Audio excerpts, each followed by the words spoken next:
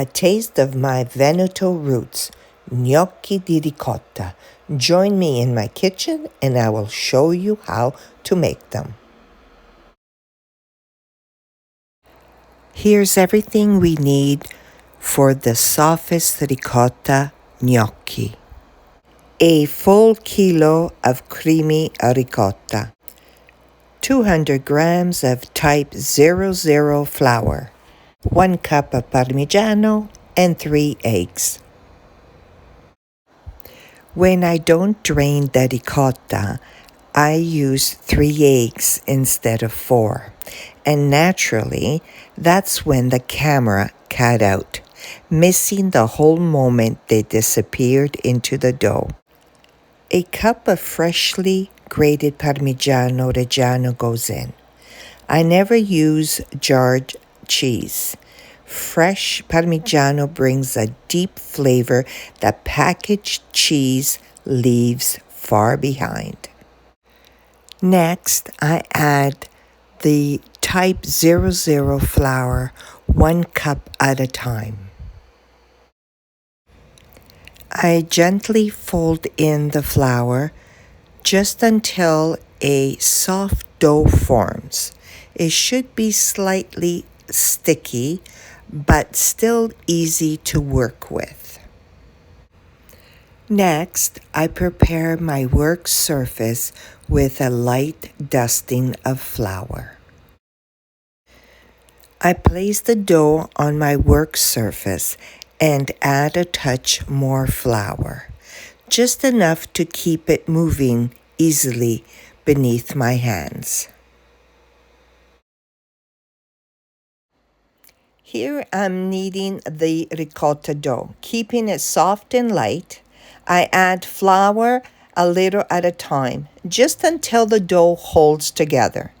It should stay tender under your hands, yet firm enough to shape into a smooth loaf. I slice off a piece of the ricotta dough and roll it with my fingertips, starting right from the center.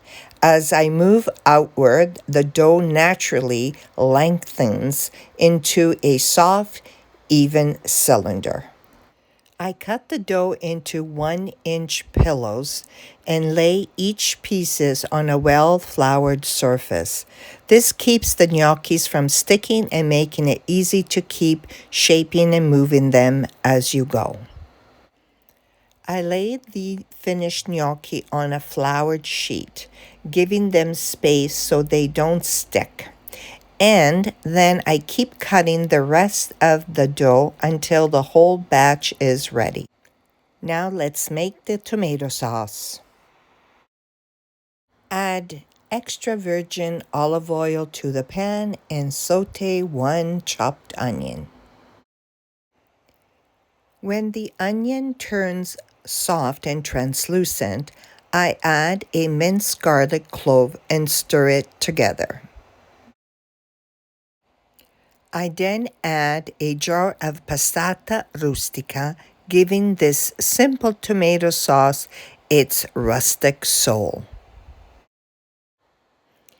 I give the sauce a gentle stir. I then add water to the jar to swirl out every bit of passata. I pour it in and stir again, letting all the flavors come together and marry beautifully. I drop in a handful of fresh basil and instantly the aroma blooms through the sauce. That gentle herbal perfume that tells you something delicious is happening. I let it sink in and work its magic. A quick pinch of salt goes in and a little dash of black pepper for warmth. A good pinch of dried Calabrian oregano to bring that earthy, sun-dried perfume only Calabria can give. If you only could smell this sauce, the aroma alone would make your mouth start to water. Let it simmer on medium-low for 25 minutes so the flavors deepen. The water is boiling, so let's salt it like the sea. Now it's time to add the ricotta gnocchi to the salted water so they can cook slowly and rise when they are ready. Now the ricotta gnocchi begin to float, and honestly, it's one of my favorite sights. Watching those tender little pillows rise to the top is always so satisfying. When they rise, they're saying that they're ready, but give them 2 minutes so the flour taste cooks out. Look at these soft little gnocchi. They're perfect. Let's drain them gently and bring them right into the tomato sauce. Make sure to stir the gnocchi in gently so the tomato sauce can coat them beautifully. It's time to place them in a lovely serving bowl, a moment that never fails to impress both family and guests. Ricotta gnocchi have deep roots in the northern Italy, especially in Veneto. And that's where this dish touches my heart. My mom is from Veneto, and some of my earliest memories are of standing beside her, watching her shape these soft little gnocchi, sometimes plain and sometimes with spinach. Her hands moving with that quiet love only a mama has. Those moments stayed with me. And now, here in my Canadian kitchen, those memories still guide the way I cook.